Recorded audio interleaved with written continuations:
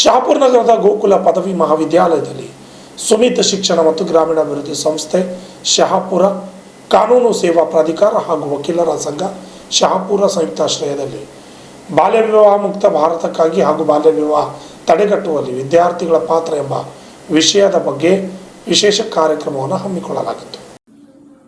ಉದ್ಘಾಟಕರಾಗಿ panel ವಕೀಲರಾದ Shrimati B Fatima ಆಗಮಿಸಿದರು. ಈ ಕಾರ್ಯಕ್ರಮದಲ್ಲಿ ತಾಲೂಕಾ ಮಹಿಳಾ ಮತ್ತು ಮಕ್ಕಳ ಕಲ್ಯಾಣ ಇಲಾಖೆ ತಾಲೂಕಾ ಅಧಿಕಾರಿಗಳ ಮಲ್ಲಣ್ಣ ದೇಸಾಯಿ ಮಾತನಾಡಿ, ಬಾಲ್ಯ ವಿವಾಹವು ಒಂದು ಅನಿಷ್ಟ ಪದ್ಧತಿ. ಇದರಿಂದ ಸಾಕಷ್ಟು ತೊಂದರೆಗಳು ಬರಲಿದ್ದು, ಎಲ್ಲೇ ಬಾಲ್ಯ ವಿವಾಹ ನಡೆದರೂ ಕೂಡ ನಮ್ಮನ್ನು ಸಂಪರ್ಕಿಸಿ ನಾವು ಕ್ರಮ ಕೈಗೊಳ್ಳುತ್ತೇವೆ ಎಂದರು. ಸರ್ಕಾರಿ ಪದವಿ ಪೂರ್ವ ಬಾಲಕಿಯರ ಕಾಲೇಜಿನ ಪ್ರಾಂಶುಪಾಲರಾದ YS ವಜ್ಜಲ್ ಅವರು ಮಾತನಾಡಿ, ಬಾಲ್ಯ ವಿವಾಹ ನಮ್ಮ ದೇಶದಲ್ಲಿ ಅತಿ ಹೆಚ್ಚು ಕುಟುಂಬಗಳ ನೆಮ್ಮದಿಯನ್ನು ಹಾಳು ಮಾಡಿದೆ. ವಿದ್ಯಾರ್ಥಿಗಳು ದಯಮಾಡಿ ಇದರ ಕುರಿತು ಜಾಗೃತಿ ವಹಿಸಿ ಎಂದು ಕರೆ ನೀಡಿದರು.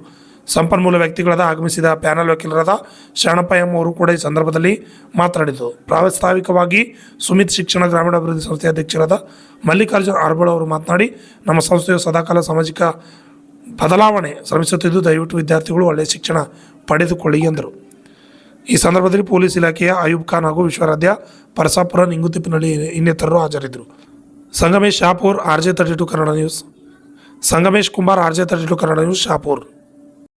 ಹೀಗೆ ಹಲವಾರು ಕಾನೂನುಗಳನ್ನ ಸರ್ಕಾರ ಜಾರಿಗೆ ತಂದಿರ್ತಕ್ಕಂಥದ್ದು. ಬೇರೆ ಬೇರೆ ಕಾಯ್ದೆಯಲ್ಲಿ ಮಕ್ಕಳನ್ನ ಬೇರೆ ಬೇರೆ ರೀತಿಯಲ್ಲಿ ಉಲ್ಲೇಖಿಸಲಾಗ್ತದೆ.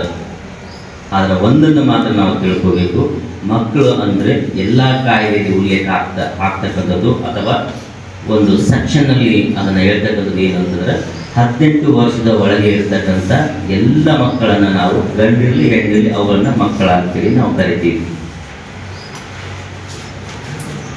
ಮಕ್ಕಳು ದೇಶದ ಆಸ್ತಿ.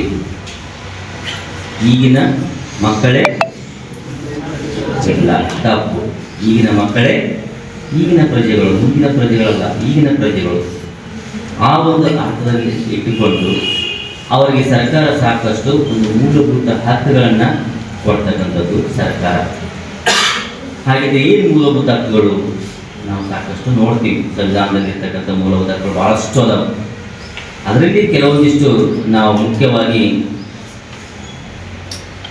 4 ರೀತಿಯ ಮೂಲಭೂತ ಹಕ್ಕುಗಳನ್ನ ಮಕ್ಕಳಿಗೆ ಸರ್ಕಾರ ಒದಗಿಸ್ತಕ್ಕಂಥದ್ದು. ಅದು ಮಾತನಾಡುವ ಹಕ್ಕು, ಸ್ವಾತಂತ್ರ್ಯದ ಹಕ್ಕು, ಭಾಗವಹಿಸುವ ಹಕ್ಕು, ಅವೆಲ್ಲ ಹಕ್ಕುಗಳು ಅದಾವೆ. ಅದರಲ್ಲಿ ಮುಖ್ಯವಾಗಿ ಅದರ ಒಂದು ಬದುಕುವ ಹಕ್ಕು, ಇದು ಭಾಳ ಇಂಪಾರ್ಟೆಂಟ್ ಆಗಿರ್ತಕ್ಕಂಥದ್ದು. ಮಗು ಭೂಮಿಗೆ ಬರೋದಕ್ಕಿಂತ ಮುಂಚೆನೇ ಅದರ ಹಕ್ಕನ್ನು ಕಾಪಾಡ್ತಕ್ಕಂಥದ್ದು ಸರ್ಕಾರದ ಜವಾಬ್ದಾರಿ. ಹೇಗೆ ಸ್ವಲ್ಪ ನಾವು ವಿಚಾರ ಮಾಡಬೇಕು. ಮಗು ಇನ್ನೂ ಹುಟ್ಟಿಲ್ಲ, ಅದರ ಹಕ್ಕನ್ನು ಯಾವ ರೀತಿ ನಾವು ಕಾಪಾಡ್ತೀವಿ ಅನ್ನೋದು.